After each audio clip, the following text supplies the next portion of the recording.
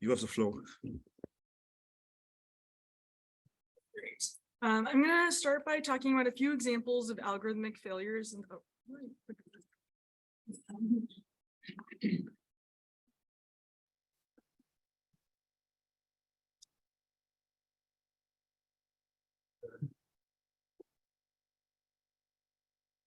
start by discussing a few examples of algorithmic failures in the real world. So in the Netherlands, a predictive system was used to detect welfare benefit fraud. The misclassifications resulted in thousands of people losing access to their welfare. Epic deployed a sepsis prediction tool in healthcare that ended up being found to have far worse performance in the real world than it was originally reported by the tool. And then in Oregon, a tool that was being considered for predicting children at risk of maltreatment for intervention was found to have racial biases and was dropped. And so in our work, we ask, why do these automated decision-making systems keep failing? We point out shared critiques that exist across algorithms just like these and argue for their illegitimacy. So first, I'm going to clarify the scope of predictive systems that we discuss in our work. And we frequently talk about automated decision-making systems without being clear about what part is actually being automated. So we can automate the process of applying the pre-existing decision-making rule. And so this is similar to software designed to replace a bureaucrat, where both are expected to apply the exact same policy, except just one is doing it automatically and one is doing it manually. However, we can also automate the process of developing a decision-making rule in the first place. And so this is like a computer that automatically learns to model to predict future outcomes based on patterns in historical examples. And so often we see that critiques of one are inadvertently applied to the other as well. And so in our work, we present a category of predictive optimization, which is more aligned with the second version of automation, and presents a set of shared critiques. So now I'm going to describe what we actually mean by predictive optimization. So it has three characteristics. The first is that it uses machine learning. The second is that it predicts future outcomes. And the third is that it makes decisions about individuals based on those predictions. And so I'm going to walk through a few different hypothetical algorithms for college admissions decisions to better illustrate what I mean by this definition of predictive optimization. I might you move the mic a little bit closer to your mouth?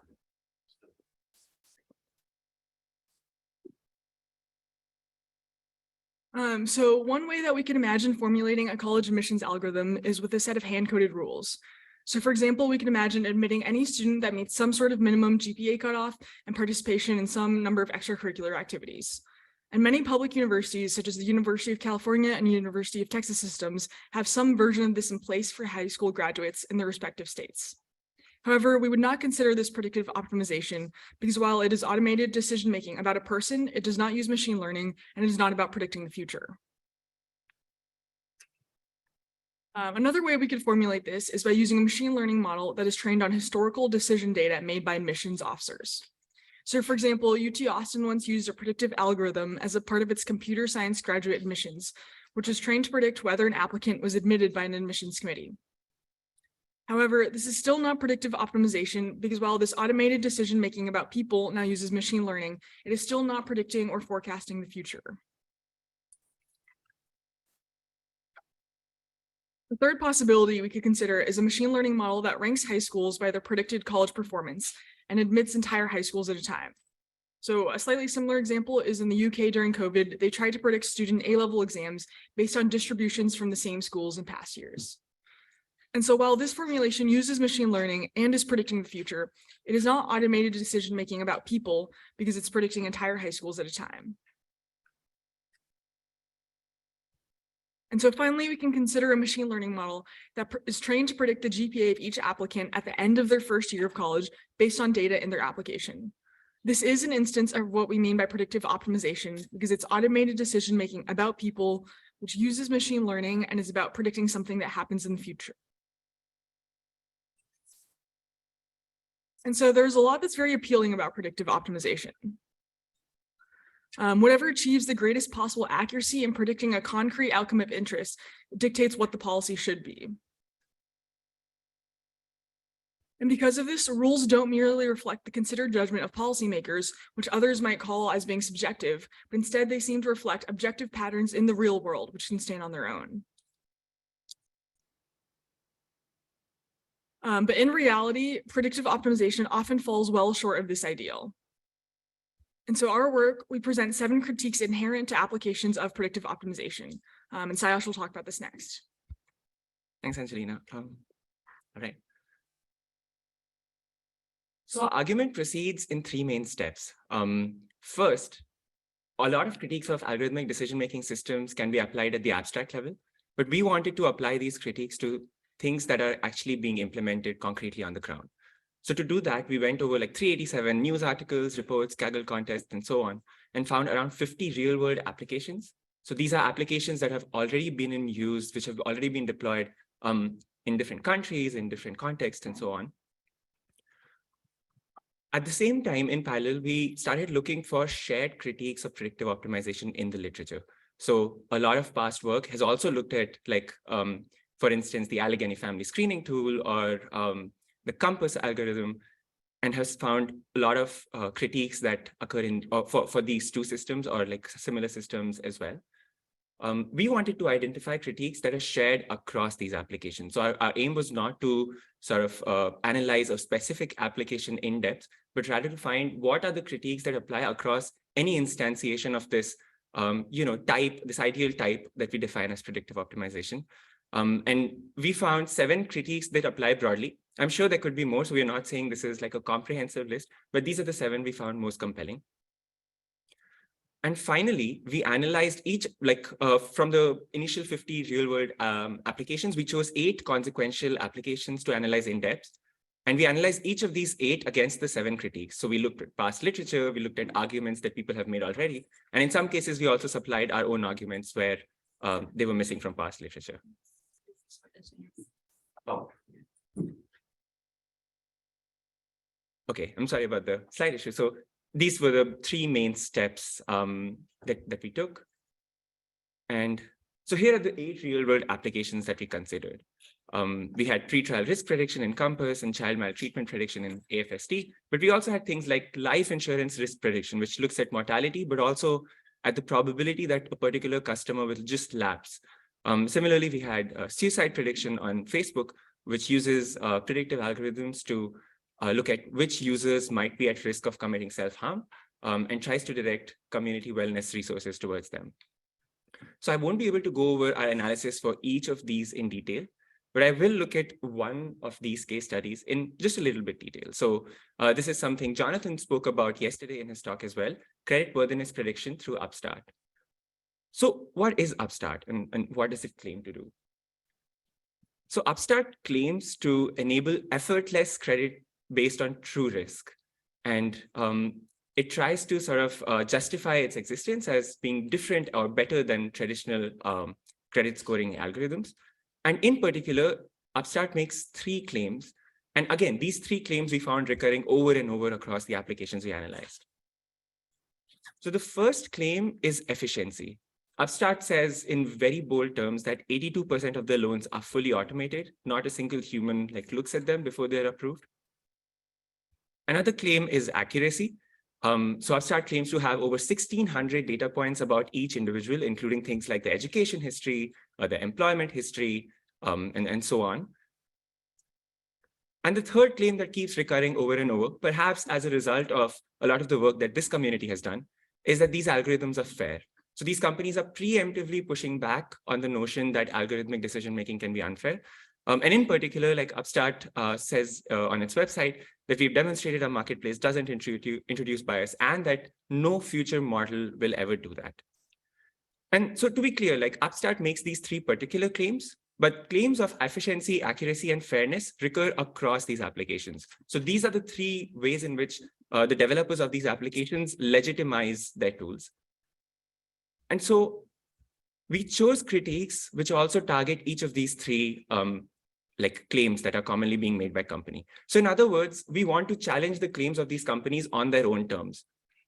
Now, we agree that other challenges, for instance, pointing out to the structural issues in the criminal justice system are really important too. And we just sort of want to clarify that that is not where the scope of our work is. Our work is specifically on challenging the claims made by companies. This is also in some sense to hold the developers accountable, right? Developers can often say that, look, we can't solve structural problems on our own. But we want to say that even if we ignore these structural issues, these applications are still illegitimate. So I'll go over 3 of these critiques for the upstart algorithm. So the first critique is that good predictions might not lead to good decisions. So here's an example. Upstart claims that based on their credit scoring profile, they're able to see how likely it is that someone will repay a loan. But actually, research has found that different loan repayment options themselves can change the probability of repayment. So repayment is not this fixed construct that you can predict uniformly across the population, but that there is a substantial amount of heterogeneity in the way in which each person differs. A second example is target construct mismatch. It's hard to measure what we truly care about. So this has come up in past critiques of algorithmic decision-making as well. In this case, Upstart tries to predict creditworthiness, but it uses, one of the proxies it uses is future salary. Now, future salary is incredibly tenuous, right? Like this is very different from the prospect that someone would be paying back their credit, but these are the sorts of target variables that companies are using. So I'll skip ahead a few slides to share the full list of critiques that we have. And our main result was that these critiques apply uniformly across applications. So this is like a table of our empirical findings, which says that, the rows are applications and the columns are critiques. In cases where we found conclusive evidence of a critique applying, it's like a full circle. In other cases, it's a half circle. But we were taken aback by this. We expected the matrix to be dense, but not complete. And so this is like the main empirical finding that we had. And to be clear, like each of these critiques on its own is enough to challenge an application, right? Like even if an application suffers from like a mismatch between the target and the construct, it's quite enough. So on its own, if a critique is enough, then you can imagine what kind of challenge to legitimacy 8 of these or 7 of these critiques together hold. So finally, to sort of aid developers and also advocates who are challenging these tools, but also developers who are sort of thinking about going into this, we also create a rubric for assessing the legitimacy of predictive optimization. It's on our website, predictiveoptimization.cs.princeton.edu. And now we can come back to the question we started out with, right? Why do algorithmic decision-making systems keep failing in the real world? And a list of critiques gives one hint at this. So in the Dutch welfare fraud prediction, there was lack of contestability. People who were deemed as, fraudulent had no option to sort of contest this decision. There was no human involved in the decision-making process. In the sepsis prediction tool, it was a limit to prediction. It turns out that hospital data is extremely noisy. It's really hard to get any sense of the predictive power, especially because it's also so non-standard. It differs from every hospital to hospital. And finally, in the Oregon child maltreatment prediction, it was disparate performance across races. The algorithms were like targeting Black people much more than they were people from other races. And so this gives us a hint at why they fail. So finally, we also outlined some alternatives to predictive optimization. Again, like a lot of this is based on past work that people have already done. One that I want to quickly highlight is we often hear that in the lack of an alternative, predictive optimization is the best way to account for resource scarcity. We disagree. I think predictive optimization is just a salve for our inability to accurately predict the future. And it just allows us the illusion that we are able to do so. And so replacing decision-making systems with something like partial lotteries can actually sort of acknowledge the unpredictability that's inherent in life outcomes. And people have already started doing that. For instance, for grant proposals, there are plenty of places which have sort of switched from like a top 5 applicants get a grant or like a top N applicants get a grant system to one where there's an initial threshold for an initial cutoff. And beyond that, it's just a lottery. So with that, I know this was a slightly provocative example, but I hope this gives you all something to think about. And thank you so much for listening to us.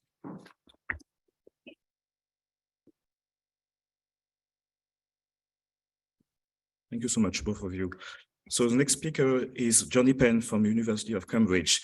And the title is a challenge for a French guy because it is Decomputerization, as with French word, Détente. Please, Jonnie, you have the floor.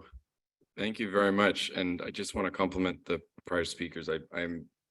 very impressed by your work, and I think it's a really important paper. And when I saw it on Twitter initially, I sent it to everybody I know. So I'm pleased to see it. And my work is gonna complement and kind of mirror some of what you've said, but in a different register. And we'll continue to build on the idea of provocation.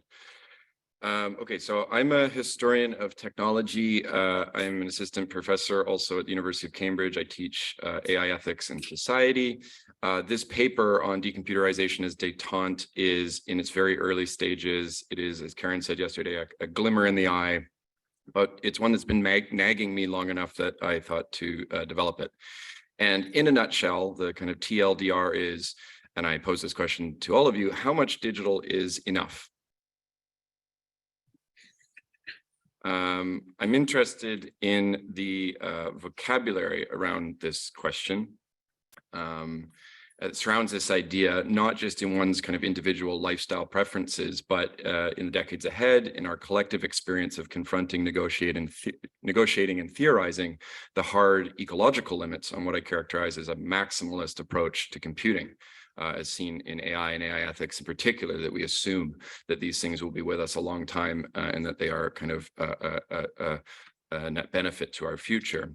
And this is an image from the IPCC's latest projections with the red line, the hard red line there, showing where implemented policies are at, leading us to warming of 3.2 degrees Celsius.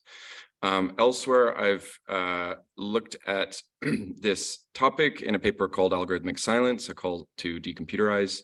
And in it, I consider the impact that structural dependencies on digital infrastructure have on procedural justice and on democracy.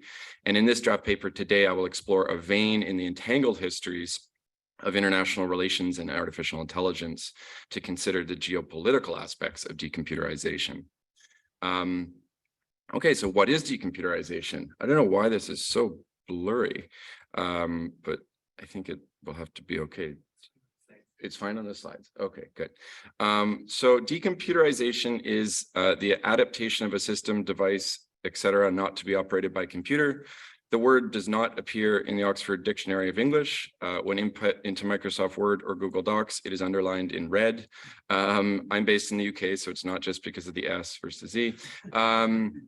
It is, in my kind of estimation right now, a taboo in our contemporary culture, and I'm curious as to why that is. The reasons are complex, obviously, particularly the history, far beyond what I'm going to kind of signal towards today, but I'm interested also in the tendency to treat decomputerization. The assumption in the circles I travel in as well, at least, is that this is a punitive gesture, when actually I think it's a very generative gesture, that we can build things that you cannot have with maximalist computing. I'm questioning, I guess, the limit that the assumption that limiting computing would be a binary. It's kind of an all or none, this kind of critique of, oh, you're talking about Luddism. And I really don't think that's the case.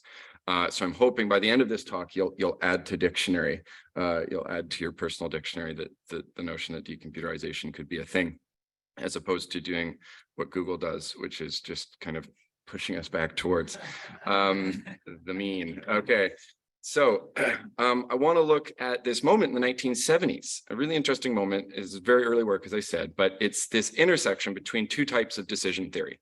So decision theory in artificial intelligence about how machines think, and decision theory in how foreign policy analysts should understand their adversaries and others.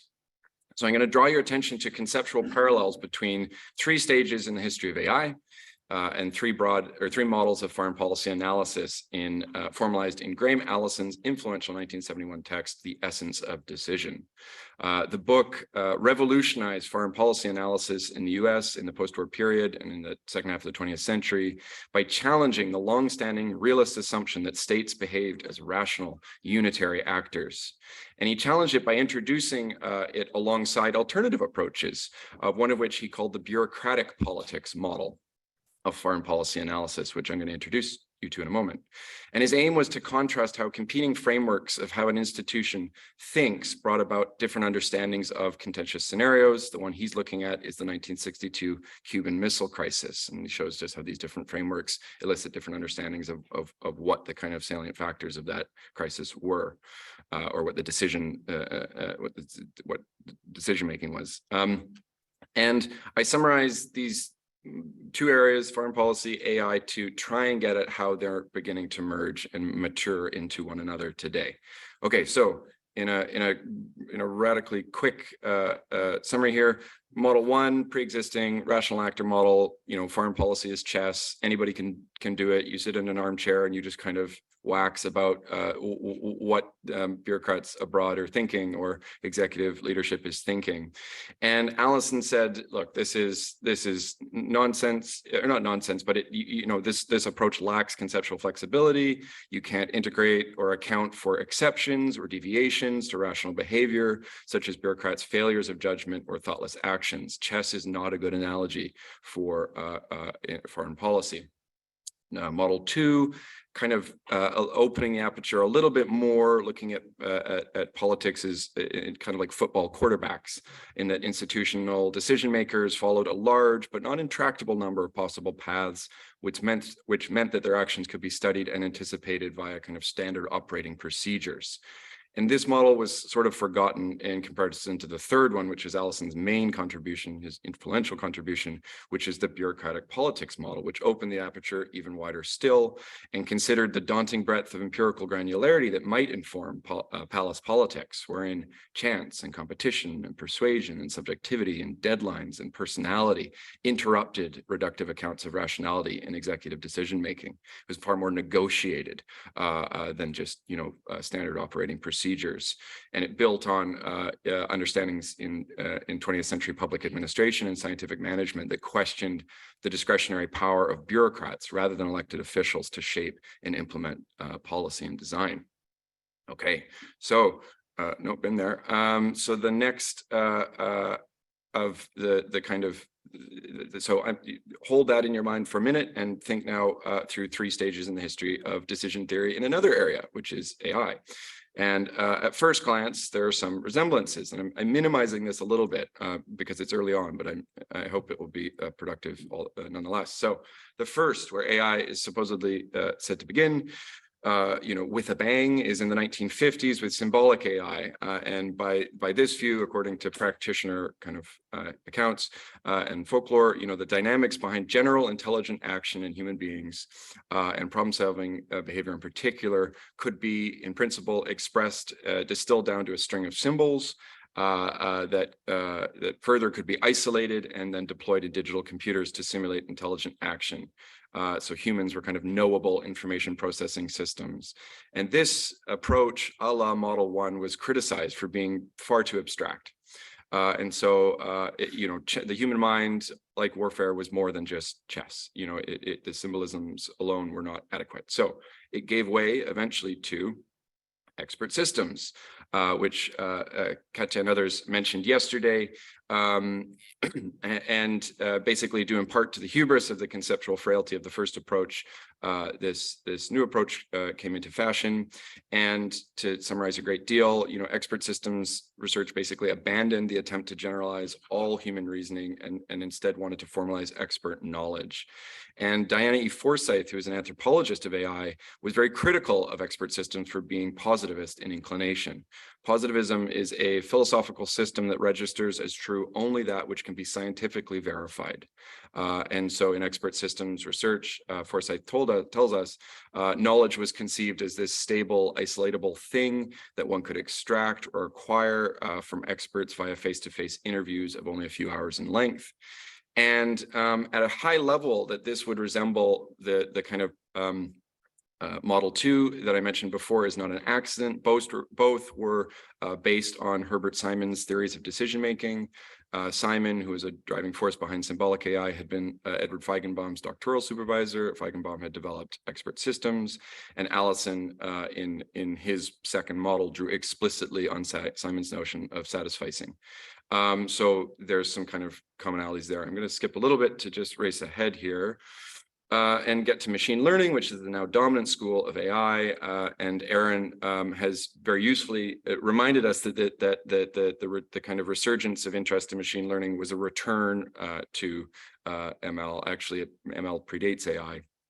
And in this tradition, behavioral data takes the place of those expert interviews in informing the capacity of an AI model to simulate facets of human behavior. And it benefited greatly from material changes in the world, like the proliferation of personal computers, smartphones, and social media in the 2000s and 2010s, which allowed access to new large stores of empirical material upon which to refine ML techniques, in which surveillance became normalized. And what connects machine learning, this model, or this stage 3 to model 3, is positivism. Matt Jones, I'm not sure if Matt's with us today, but was here yesterday chairing a session, describes machine learning as an instance of data positivism. ML advances instrumentalist or predictive modes of induction to derive functions that fit to the data rather than to a corresponding law of nature. And this tradition has demonstrated this kind of gravitational pull to co-opt concepts into a kind of positivist view. So things like fairness, things like accuracy, and as well, and the notions of authority and subjectivity that accompany those ideas. How does it do this? David Ribas and others have looked at the language around domains, which are kind of suggestive of machine learning practitioners operating from this state of kind of meta expertise that they can usefully move between subdomains, other ways of knowing that they kind of condescendingly treat as lesser, and yet feel that they can contribute to. And yeah, I guess to keep skipping because I'm running out of time, I'm interested in this kind of prospective merger between decision theory and technoscience and decision theory in states security. And sorry, the way I'm thinking of it at the moment is as kind of bureaucratic positivism. And this is not a new idea. I think we were just actually brought into how this is kind of playing out in industry. But others like Dan McQuillan have raised our attention to how this will exist in geopolitics as well. So Dan writes, for fascist ideologues who glorify violence, AI's tendencies towards epistemic, structural, and administrative violence are not flaws, but features.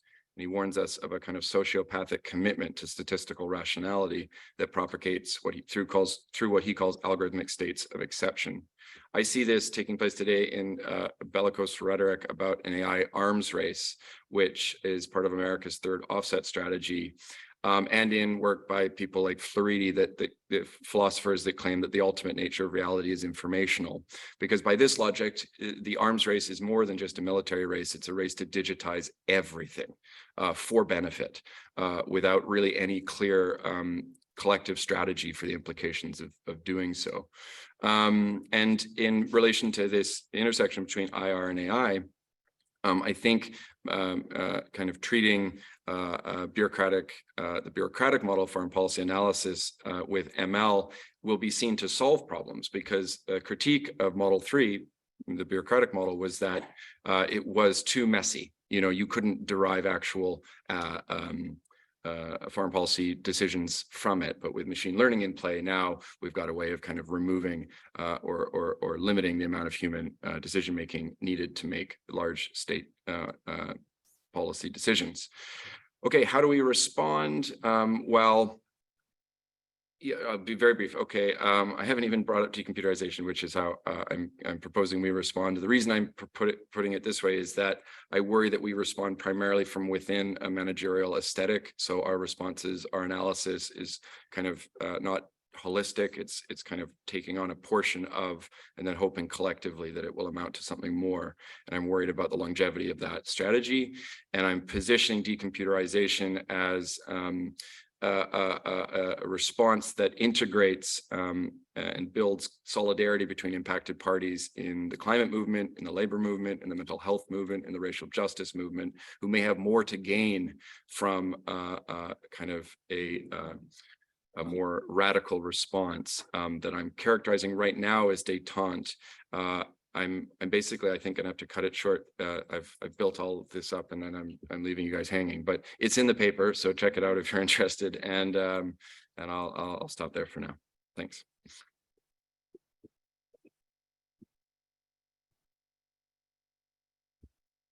very sorry to have you so virtually. My name is Hannah Zeavin, and I work at the intersection of the history of human sciences and the history of technology.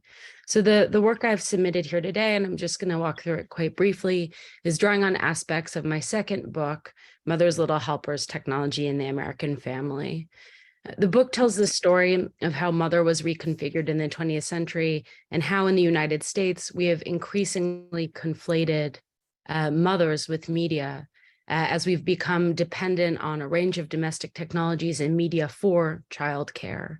While many discourses have conceptualized media as proxy mothers, doing what Dylan Mulvin calls the cultural work of standing in for mother, as impinging on, if not degrading and destroying, right? There's all these moral panics, ideals of family life across the long 20th century.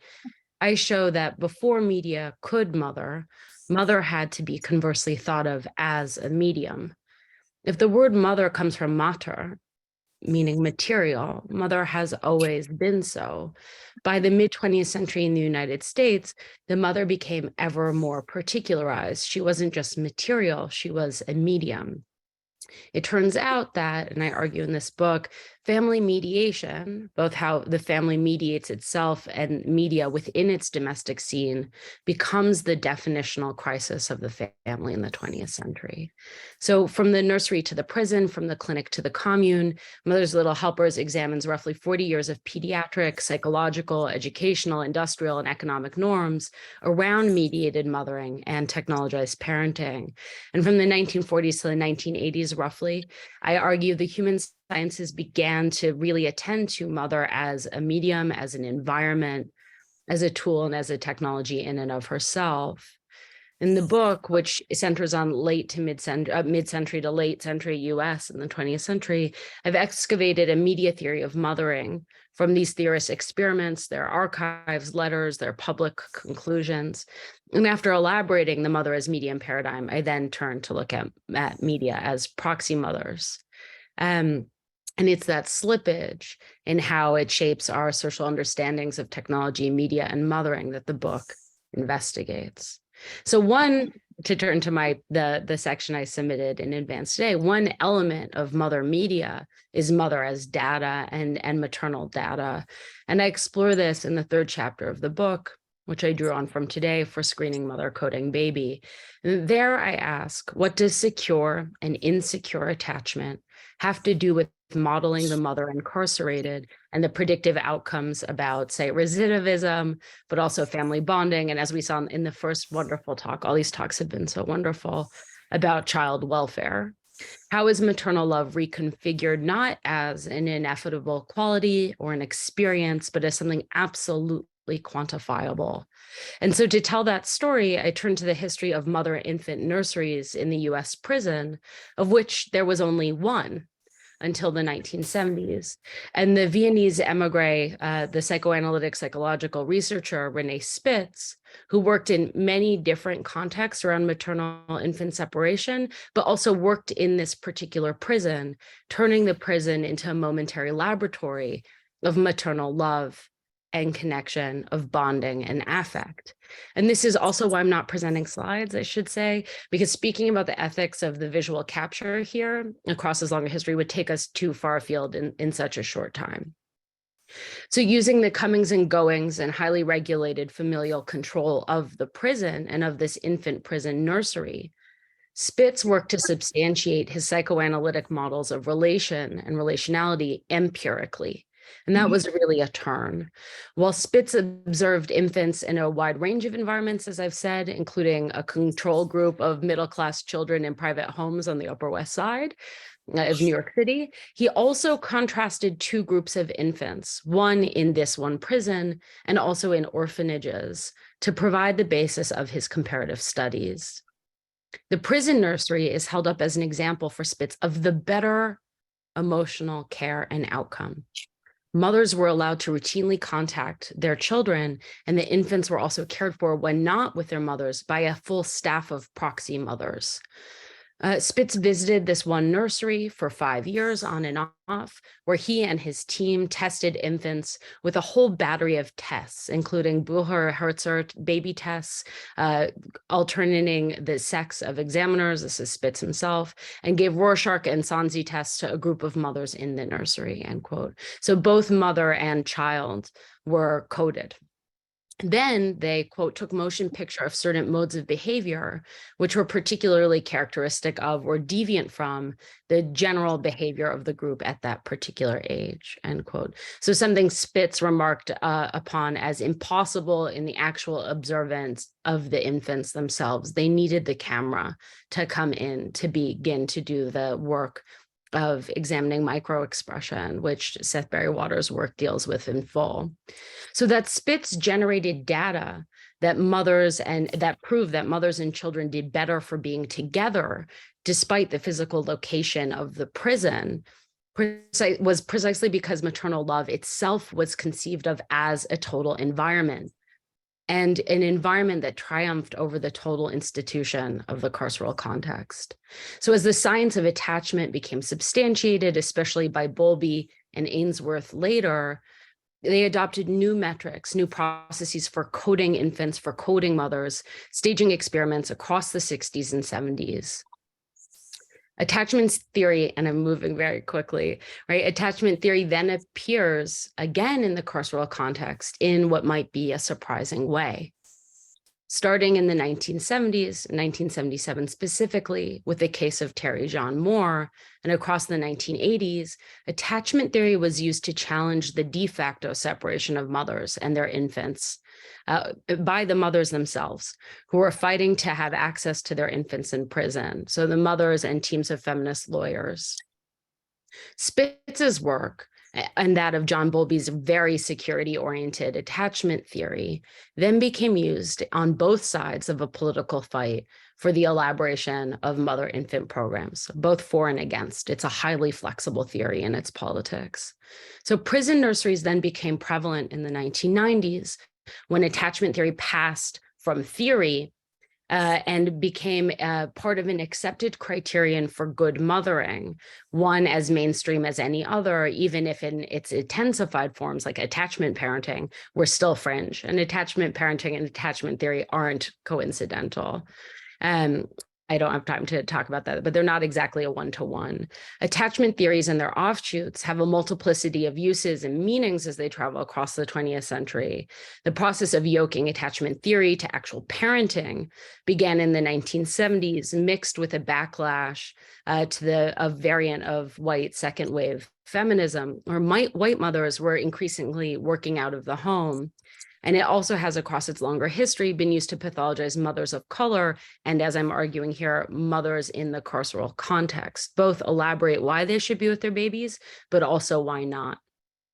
So by the 1990s, attachment is less contested and instead asserted as a kind of ideal. The best outcome is a healthy attachment, a secure attachment, and often it's purchased via intensive mothering.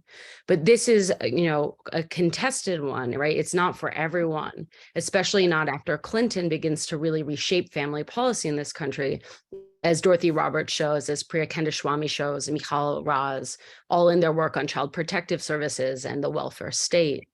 So in turn, attachment as a logic becomes used for, again, the expansion of incarcerated mothers' rights, but also the expansion of neonatal alienation, removing infants from mothers so that they might attach securely to someone not pathologized, someone not incarcerated. So again, it appears both for and against, depending on where the argument is positioned from. Against the incarcerated mother on the understanding that she's unfit for quote unquote, and we see this all the time, landed herself behind bars, almost word for word, that's the kind of tagline, or for the incarcerated mother, that she is the proper and total environment of love, continuing from Spitz, but only because it's a kind of love that can be measured, demonstrated, evidenced, and with data, and turned to prediction of child development outcomes. So in our present, these measures and markers have become braided with psychometric data used to determine risks of recidivism. including in the state of Wisconsin, which now not just uses COMPAS kind of famously, but also uses algorithms to predict who and why and where should be sentenced for how long, which immediately imbricates with family life in the United States. So of course, attachment theory is incredibly flexible via this security orientation. When escorted on behalf of the child in court today, it is often in the vein of the US welfare child policy, thinking again of Dorothy Roberts, and is often towards separation. And when it's used by feminist lawyers, again, it will still be towards protecting the rights of mothers. So to bring the story in full, the exemplary infant program, the one that's still used to convince other prisons that mother-child bonding is good for preventing and predicting rates of recidivism, now again mixing with algorithmic prediction, is housed in a prison called New Bedford in Westchester, New York. New Bedford used to be called by another name, Westfield State, and it was one of the original labs of maternal love documented by Renee Spitz in this much earlier period. And now it's run by volunteers, including incarcerated women themselves, psychiatric nurses, nuns, social workers, but also correction officers. Bedford is now considered a go-home prison, meaning it has its emphasis on its rehabilitation programming. But these women and their children are still the subjects of experimental psychology, working to update the same data. This project begun 80 years ago almost. These women are under study for attachment theory, most recently by Mary Byrne, who's a professor at Columbia University School of Nursing. So the history of maternal child dislocation is crucial, I think, as many people know and understand it, to the history of racial capitalism long before the digital turn. But that the pain of natal alienation has long been quantified and harnessed to various political ends and braided with new algorithms is the work that I set out to do in this paper, to chart how theories of mother-child bonding were not only theorized and proven and quantified and enacted in prison and its courts by its doctors across this 20th century, but into our present moment. Theories of mother-infant bond, how mother regulates infant, how she becomes an environment unto herself, turn mother as medium to the basis of long-term, large-scale prediction and have reconfigured methods for familial control. Thank you.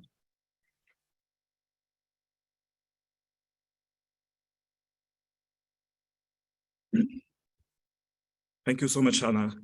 So Anna was the last speaker. We'll have some time to discuss. I guess you have several questions. I'll just take a couple of minutes to share a few takeaways after reading the draft papers and listening to your brilliant presentation. Thank you for providing us with so many examples of several categories of decision-making processes that seem to rely on technique. I guess I could spot like several common threads. The first one would be about some kind of quest for control, the willingness of several actors, such as local governments, agencies, companies, individuals, to get rid of uncertainty, getting rid of human bias, getting rid of bureaucratic impediments. So I think it's really about trying to predict in order to gain or to regain control. You also provided with several examples of processes that are really intrusive, that turn people, individuals into data, into metrics. So it's about basically scanning resumes, police record, mothers, infants, as if it were actual data. And yeah, to turn all of this information, all of these individuals into factors of risk assessment. But I guess the most important part of all your presentation, what about the shortcomings? I mean, basically, these companies, these developers provide, like, they commit to some kind of efficiency, of some kind of performance. But there's obviously, according to all of your papers, massive lack of accountability, liability, explainability, of security regarding data. Being European, obviously, I'm thinking GDPR, and I see so many shortcomings with all these processes. And I think you all said it the same way, but in different ways, but accurate prediction doesn't translate into a good decision, obviously, according to all of your presentation. I think I would like to touch upon this a bit later, but it's not because you actually gain control of the future that you can actually provide a good decision. And this good decision might be politically oriented, as you mentioned, Jonnie and Burcu. So yeah, I guess I want to quote the question, is it really worth it? Is all of it really worth it? And how much is too much? How much is enough when it comes to digitally inflated environments? So yeah, I guess this was the ideas, the common ideas and threads that I wanted to share with you. And so I guess it's time now to give the floor but I guess you could react to these comments, but I will also take some questions from the audience. So would you like to react on anything that I just said? Otherwise, we are going to give the floor to the audience for some question. Please go. So thank you so much for that comment. I think that's really great. I think the presentations in this panel, sorry for my lack of voice. The presentations on this panel were all amazing. Thank you so much. I really learned a lot just in like the last 45 minutes or an hour. I think the best thing about this panel was that we critiqued algorithmic decision-making at so many levels. I think, I'm not sure if this was like purposeful, but it started out from like the specific claims that companies are making, going up to claims about algorithmic decision-making in general, going up to like the political context in which these are situated, and like very much up to like the psychoanalytic analysis of, you know, how these things are even legitimized in the first place. So like, once again, yeah, thanks a lot. And I think you were very rightly pointed out that, you know, this thread of how algorithms fail us at all of these different levels just really drives the point home.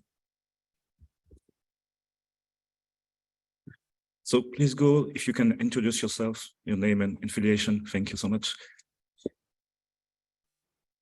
Hello. Okay. Hi, I'm Simone. I'm a sociologist at the University of Notre Dame. And thank you so much for this panel. It's super interesting. I study bureaucracies and local government and prioritization, all these things. So this is great. So my question is really around this idea that a lot of these papers, either explicitly or implicitly, are thinking about alternatives, right? Like we critique machine learning applications as they exist today, and we think about what alternatives might have existed in the past or might exist in the future. And I think one of the challenges of this sort of thinking is always setting up fair comparisons. As many of you have pointed out, there are all these challenges to current applications. And so we're sort of comparing what is compared to what might be like an idealized vision of the alternatives. So to take the example of like partial lotteries, I've done some research, others have studied like public perceptions of lotteries. Most people think lotteries are not fair, including like there's a study recently about Brazilian recipients of this public benefit that was allocated by lotteries, and even the lottery winners like hated the lottery. And similarly with the pothole example, you know, there's writing about how there's concerns about unequal allocation of city resources because the alternative is like, you know, citizens reporting potholes, which might be create inequality implications, of course, right, based on who lives where and has access to, you know, the capital to really get their needs addressed. So I wonder, like, how do you think about setting up fair comparison so that we're not picking out, you know, bad examples in one category and then idealized perfect examples of what could be that in reality may not look so rosy anyway. This is something I've always struggled with, so I'd love to get your thoughts on that as well. Yeah, sure. It's a great question, and I know it's customary to say that, but I don't. I mean it. It's a great question. Thank you. I don't have a great answer though, unfortunately. But one thing that I keep thinking about is not just an alternative, but also like I'm either with John that like we should decomputerize or try to better understand, like, this is what I was trying to ask in the end, like, what is in it, at least for these like cash-strapped local governments or public agencies? What problem are they really trying to solve? And most of the time it ends up being like they don't have money and there's not enough political will to give them money. So my alternative often is just like, let's give them the money so that they can work on the problems instead of trying to, you know, digitize their way out of it. So I don't have a great answer, but I think one thing that helps me at least to make sense of this stuff is to like ask that question of like, what is it that they are trying to respond to? Like in the case of smart cities, I always insist on the fact that this is not just chasing hype. Like for companies, like that's what they're selling, but for local governments, they take this stuff seriously, and that's like a political way for them, let alone an economic way, to highlight some of the things that they can't really get to maybe talk about, like the infrastructural upgrades that they're trying to do. And, so that, yeah, like it's not quite an alternative, but like a shift in thinking that kind of helps me better understand the empirical side of things. But as a political and like a critique type of question, I don't have a great answer, and I share your sentiment in that sense. Yeah, I agree. I think it's a great question, especially because I guess as computer scientists, we know our own dirty laundry better, and it's easier to critique algorithms than bureaucracies, which we know less about. But I think maybe one way of setting up more fair comparisons is using real world instantiations of both types. And so I think in our paper, we use the example of like 16 years old is the driving age in America for getting a license. And these are like concrete examples of a way that an alternative to some sort of predictive algorithm that is predicting when someone will be a safe driver. Another example is for the vaccine allocation. There again, we did not use this kind of predictive algorithm. And then by looking at how bureaucracies have set that up, that is maybe a more realistic comparison of what that actually looks like. If I may just offer one idea, I think the underneath the question of, or where my mind went in that great question in response is, underneath the exploration of the comparison of alternatives is a question about values. And I think, I look at this as, the combination of structural dependency plus taboo says to me addiction. Like if you have a dependency that you don't talk about, that can be rendered as or I'm interested into what would become of looking at digitality as a kind of societal addiction like sugar that we don't really know how to get off of. And it has all these negative consequences. The challenge is, in terms of alternatives, is that the finite planet we live on is going to force our hand, I think, in terms of choosing alternatives.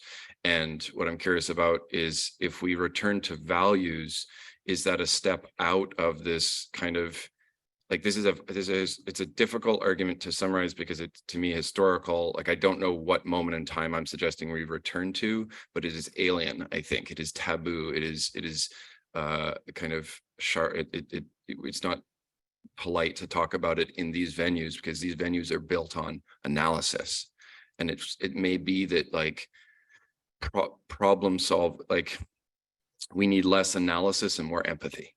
And it may be from working not as like everything's a problem to be solved and we just need to kind of cost benefit analysis every possible solution to, we're in a really bad spot. What are we going to do? It may force us to use trains instead of fixing potholes, like just try things that we aren't trying, walk instead of fixing like I don't know, but and I don't want to be just alarmist, but I also don't want to be bureaucratic, overly bureaucratic.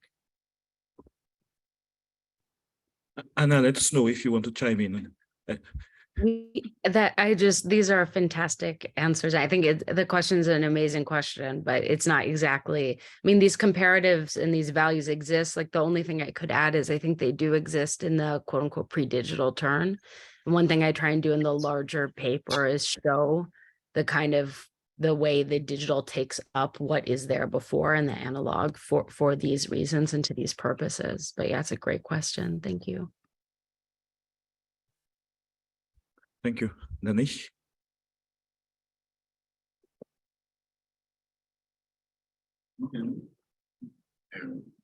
Can you hear me now? Okay, cool. Thanks so much for this fantastic panel. One of the themes I picked up on is that a lot of the virtues of algorithmic decision-making and bureaucracy include things like efficiency, cutting costs, centralizing structures. These virtues actually become vices. and they have unintended consequences. And so a lot of reforms to these virtues just involve propping up safeguards. And so if a decision-making system is designed to be efficient and has disparate impacts on racial minorities, then a safeguard would be just make some exceptions in the algorithm so that it pays attention to race. But the problem is, at its core, these virtues are still vices that have unintended consequences. And so my question then is, are these unintended negative consequences of algorithms inherent to any system of government assessment which is centered on utility? In other words, is this the kind of logical endpoint of law and economics? Is this the logical endpoint of utility-based frameworks? And do we need to abandon utility-based frameworks in favor of a duty-based framework, or is there a way to rescue the logic of bureaucracy and algorithmic decision-making without abandoning utility? I guess it will be a question for Jonnie and Burcu. Who wants to answer that? No easy questions at Yale, Jesus. Okay. Great question. Both great questions. I think my mind is drawn to Ivan Illich, who is a commentator on technology in the 70s and wrote about medicine and education and the harms caused by the modern medical and educational systems that we are accustomed to in our lifetimes and before, pre-digital. And he writes about the, I hope I'm pronouncing this right, iatrogenic qualities of medicine, where the medical system itself is making people sick. And so the tool designed to solve is causing harm. And that's the first place my mind went in asking your question. For what it's worth, for my case on decomputerization, I didn't even venture forward on this idea for a long time because I would think, oh, it's just people just going to think this is Luddism. But I've moved past that because I think it is salvageable, but it's salvageable in the same way that, like, to avoid the iatrogenic quality or that harm in medicine, we have to return to what we're doing. If the aim of medicine is to keep people alive, if that's the measure, if that's the utility, then we are going to have these weird, perverse, spending lots of money to prolong life, as opposed to, this is not my field, so please rebuke me firmly if this is the area you work in, which I think Bonnie and others do. But if we return to notions of care, then there are alternatives. Illich talks about in China training 1 million, I don't remember the name of this term, but training 1 million kind of regular people in the basics of medicine to provide care, as opposed to training a fewer number of expert doctors. And I think basically, like, my TLDR tweet length response to would be, to salvage utility, we need to abandon precision, because we need to slow, and that may be abandoning the rather recent idea of historical progress, or linear time, or science as a virtue as opposed to the divine. These are big, tricky questions that I want support in asking, but that's kind of what I'm exploring. That was a great answer.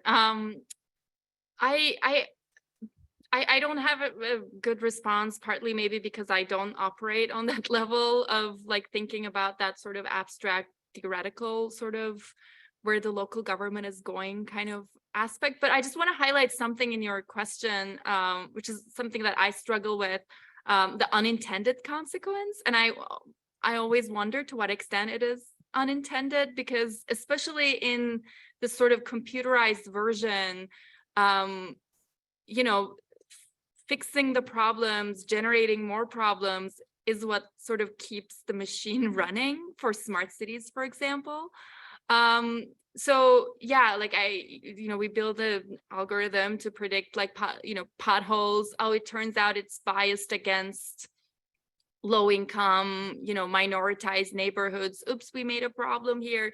Then let's just collect more information about those neighborhoods and build a better model and hire another company. So you know, the utility aspect stays constant, but around that, like trying to get at that, like there's like a constant market making happening, which, you know, to a researcher fascinating, but to, you know, a citizen or like a resident, it's terrifying that this is what keeps it going. So yeah, like I like to think about like when do we move from utility to precision, and why that becomes, and like that seems like a really productive place to think about. But also the unintended intended consequence framing, I think, is important to like think about while we evaluate these systems.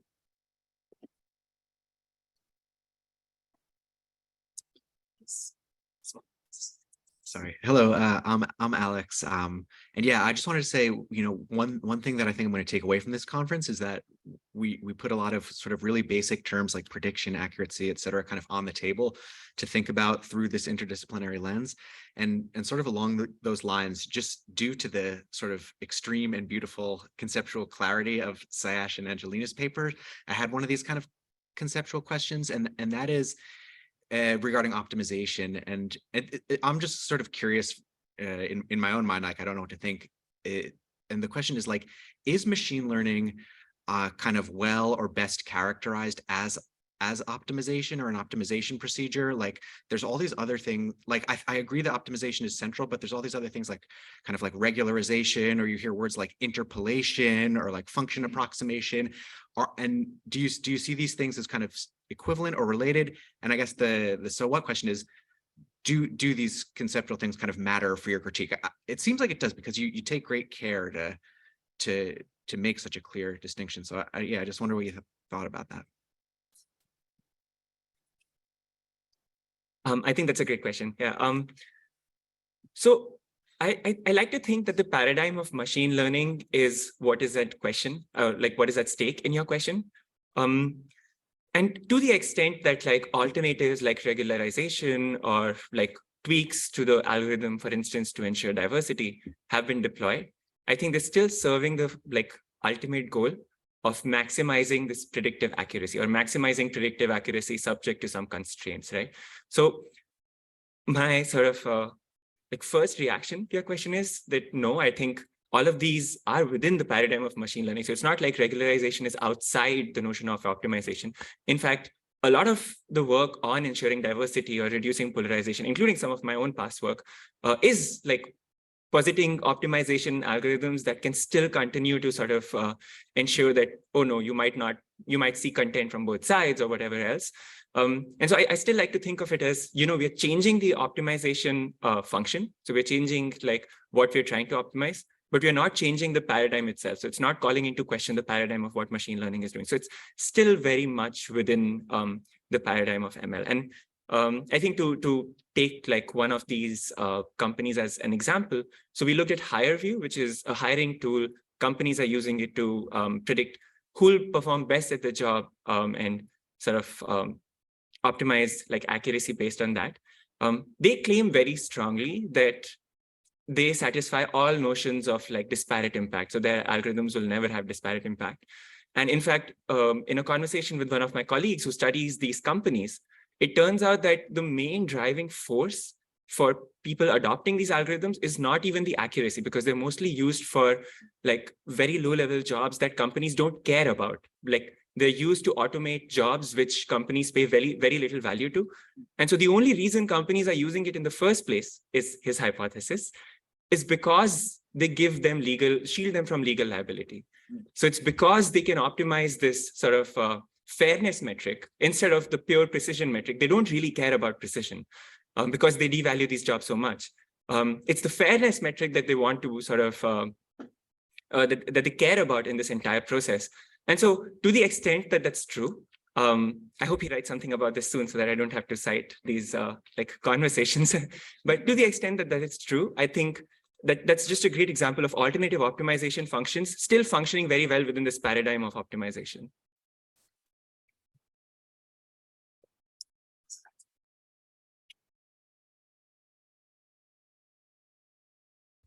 Thank you. So So to Angelina and Sayash, I wanted to say that I really loved your paper. I thought your summary of all of the issues with predictive optimization was very crisp, especially to a non-technical scholar.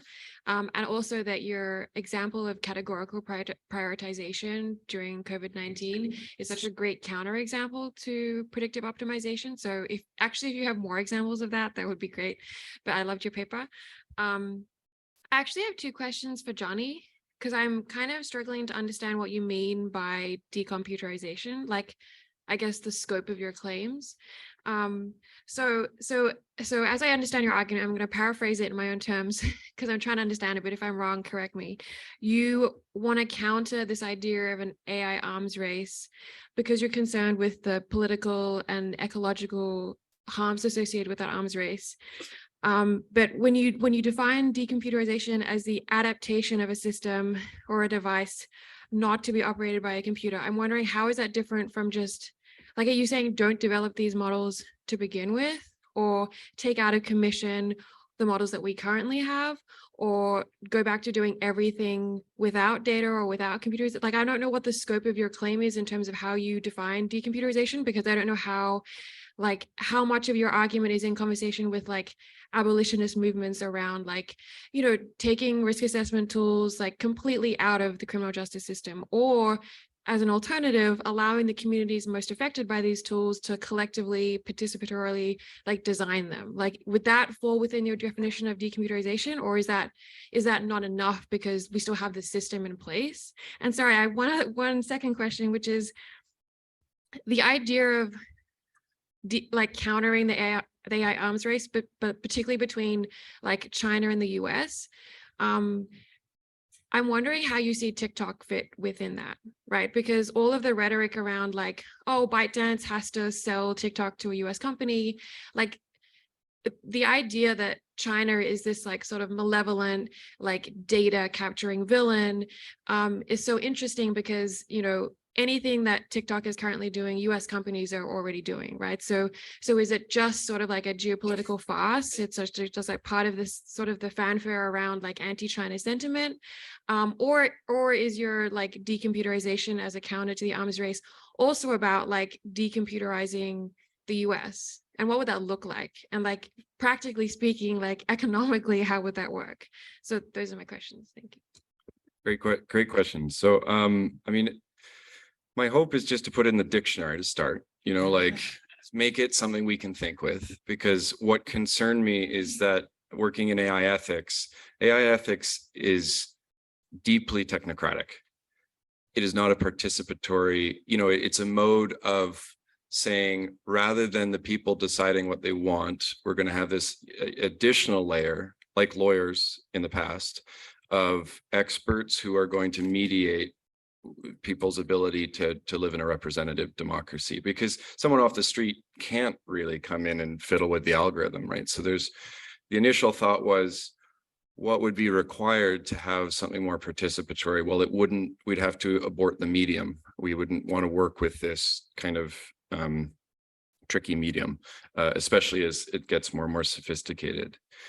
In terms of scope, I mean, it's a funny thing. I was talking to Ender about this for like 2 hours last night. I don't really think about what I'm proposing as a claim, a policy claim. I think what I'm describing is a counterculture. One thing I didn't have time to get to is some examples of this. Like, I'm not saying this is something, in some way I'm saying we should, but I don't expect you guys to listen. I'm more describing like, I am going to try and live this way more.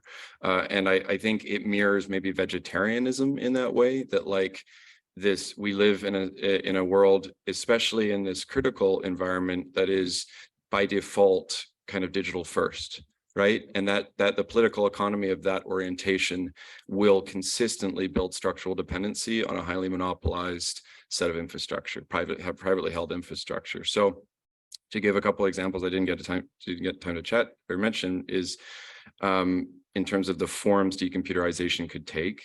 It is purposely kaleidoscopic and heterogeneous. It doesn't need to be just one thing, but a grocery store in the Netherlands has opened a slow lane for senior customers who want to speak to a checkout clerk. A hospital may choose to reduce its risk surface to avoid the costs of ransomware attacks. the UK's A-level grading fiasco. Like you guys are doing such, I have to again, just such clarifying work on saying like, we could pursue this area of predictive optimization, but like maybe we just don't because cleaning up these messes is getting more and more laborious. And I'm worried that it's kind of like a Pyrrhic victory where even winning would come at such great cost that we have to change strategy, right? That we collectively, the labor set out to us to remedy the harms of the current political economy is so vast that it seems like what I'm proposing with decomputerization, and this is maybe where it does become, like I'm saying it lives in a couple different ways. Maybe this portion of it is a should or something more policy oriented, is like at what threshold does the saturation of digital machine or tools into our lives become mutually detrimental to parties around the world? And the fact that like no one, it would just surprise me. I'm like, yeah, I've never thought about what that threshold is. I just assume that the future is going to be digital. And the more I look into it, and especially the kind of environmental, the cloud in 2014 was the 6th largest consumer of electricity worldwide in 2014. That's almost a decade ago. And, the limit of rare earth minerals and the environmental toll of digging them up. There's just a lot of reasons I think I would love to see people working in AI ethics I would love to see an etiquette change that would allow people in AI ethics to say, let's just not, let's just try working without digital as a medium, partly because of the predatory nature of the political economy, the presence of monopoly power. And maybe I'll end here just in terms of, to go back to your question of like, well, if this were to live in a kind of policy, for people that are making decisions day to day that maybe don't have funding, that for whom this would seem like a very privileged, attitude to say, let's just not. I think I just want to read the definition from Wikipedia of an offset strategy, because I think of this as a kind of public offset strategy. So an offset is some means of asymmetrically compensating for a disadvantage, particularly in a military competition. Rather than match an opponent in an unfavorable competition, changing the competition to more favorable footing enables the application of strengths to a problem that is otherwise unwinnable, or winnable only at an acceptable cost. And I think the presence of decomputerization in the conversation about our future would force tech companies to have to, it may help push back in some sense about how much control they have over by default on our future. And I think I can have this thought or that about it, but the environment, the limits of the environment and the changing climate around us will start us, I think, to force to have to embrace modes of primitivism that we don't even consider, I think, in our future right now. But I'd love to talk to you about it. This is just kind of working ideas. Oh, and the China-US thing very quickly.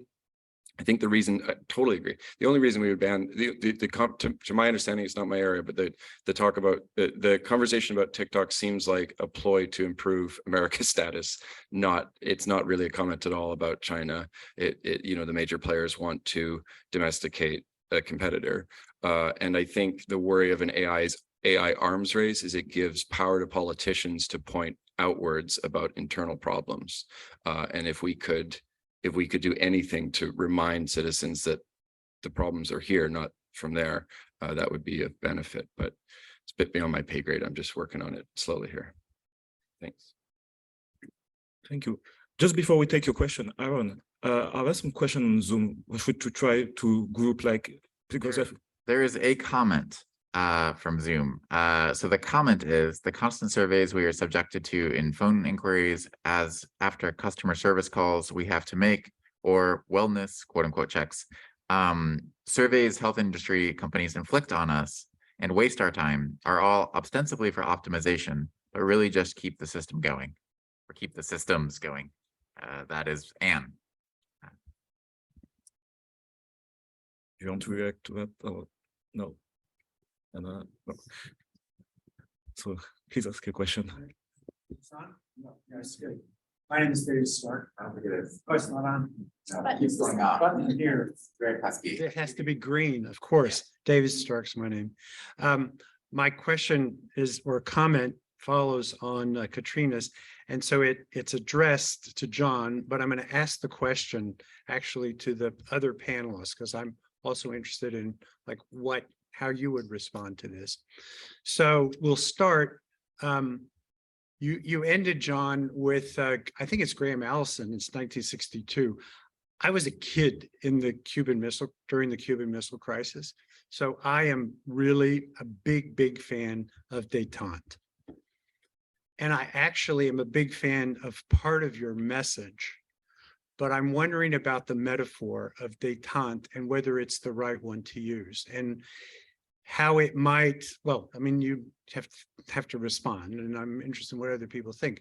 Because I think the language of détente is the language of war. And if you use the notion of the term AI arms race, this is a war metaphor. This is a battle. I did not hear it as the arms race between China, the AI race between China and the US. I heard it as the battle between humans and machines. That's how I heard it. If you say it's a war, and who are the parties to this war? And I very much heard it as basically humans versus machines. Now, there is something about your message which I find very interesting, because it kind of takes us to sort of sorry, I back up. I don't think that the human versus machine battle is the right way to think about this. And I've written a very appreciative critique of Frank Pasquale's recent book, which you could see this in more detail. But the problem with this is you have posited something that sort of is the essence of human beings. And I like it very much. The notion of caring, that's something that like is an essential quality of humans. If we take it back though and go into this sort of human versus machine, we could have a slightly different view, not antagonistic to the one that you have with your message. And we just ask like, what is the essence of us as a species? If we want to talk about the humans, what is essential? What is it makes us distinctive as a species? And I think it's because we are the species compared to all others that lives having co-evolved with the non-humans that we created. And that is the essence of us as a species. And that's what we have to figure out, how not just to go to battle against the ones that we have made, but to live with them and figure out how we can best use them to human advantage. So once more, I like the message, but I really do wonder about the metaphor, and I'd be interested in having the other panelists respond to that. Thanks. I think I can respond very quickly. I didn't define détente. Détente, if you've never heard this word before, translates loosely from a relaxation of tensions. Its aim is to ease relations in the midst of mutually detrimental outcomes. And I recognize that détente is only a register under the threat of war. I've mentioned that I'm interested in decomputerization. I think it's formalized in the labor environment. Labor movements are pushing back on surveillance. It's formalized, or will be increasingly formalized, in the climate movement because of the kind of toll of digital infrastructure. It's increasingly formalized in the racial justice movement, saying the biases or the outcomes of these tools are disproportionately held. It's not yet, I have not seen adequately addressed in international relations. And I'm proposing détente as just to understand what the threshold would be, that, and it may be ecologically brought about, that would be not beneficial to China or the US or Europe or beyond. I think in a nutshell, I personally, I don't believe in the essence of humanness. I don't even think that, I think that project has brought about this where we are today. I'm not interested in the question of human essence, because I think it's often used to oppress, to decide who is or is not human enough. And I think the war between humans and machines is mostly just like humans and capitalism and digital, as Devin said yesterday, computer science emerging from industrial management. I think it's digital as the kind of bleeding edge or euphemism for a very kind of calcified and calcifying version of capitalism is the thing that deserves détente, but it may need to live in many different registers at the same time.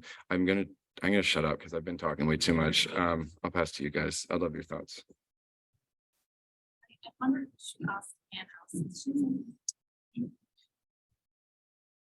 Anna, do you want to comment? About the question of the metaphorization to war? I mean, I think that, of course, like this has been a big conversation in critical theory about the role of metaphorization. While you were speaking originally and also just now with the question, I'm sorry not to be in the room, so it's also hard. I can't see who's speaking. I apologize. Thinking about all the different kinds of the kind of Cold War policy words, which all have resonance in terms of the body and the mind and psyche. So thinking about containment as adjacent to détente and all of these other things. I personally didn't hear the opposition in the AI arms race. That seemed like a received term in part because of the long history of militarization through computational work as machine versus human. But so I'm really interested in that, but it's not my area. And so I'm happy to hear other people comment on the question. Thank you, Anna. Any other comment? Yeah, Burcu, please. Yeah, sure. I mean, I didn't think about it as humans versus machines, but I'm all for sort of bringing that like sort of militaristic roots of the world that we need to sort of have to struggle with, like in terms of like where the logics are derived from. So I kind of appreciated the war aspect. Another thing, and again, I'm kind of taking it in a different level, but part of the reason why I was sort of nodding along was that like in our conversations about like algorithms and machine learning, I always feel like violence is not like adequately theorized. Like we talk about bias, we talk about discrimination, we talk about harm. I've seen people trying to document and like, you know, economize harm, like in terms of like, you know, to show the damage. But when it comes to violence, like I feel like we kind of limit it to like folks who study either the criminal justice system or like drones and whatever, but like there is all kinds of violence happening as we have to like live through these technologies. So in that sense, like I like going back to those roots of like what was intended historically speaking, like why we needed precision in the first place. So that I find that a useful way of thinking through some of the contemporary issues, though I don't have a big comment on the sort of larger agenda that like Jonnie launched. It's only because I don't think that way, but I like the metaphor for making me think about those things that I struggle with. I might be provocational, but after reading your papers, I thought that it was mostly about humans versus developers, right? Because in your paper, you really highlighted the required shifting of responsibility to developers. Like we should place the burden of proof on them. They have to provide solid elements to demonstrate that their processes, their app are not actually harmful. So I don't know if it's really like humans versus machines. It's mostly like humans versus companies versus developers to make sure that, because I was wondering after listening to your brilliant talk, what are the incentives of local governments and administration in general to resort to this kind of application? It's because it's provided to them and presented as efficient and performant. Yeah. So I'm not sure about that, but I don't think it's really humans against machines. It's really humans against capitalism, I guess. But I'm being provocational now. Aaron, I think we are out of time, right? Yeah, actually, I believe we're basically exactly on time. Oh, amazing. unbelievable almost. Thanks to the good speakers. Yeah, so let's give a round of applause for all the speakers. Thank you.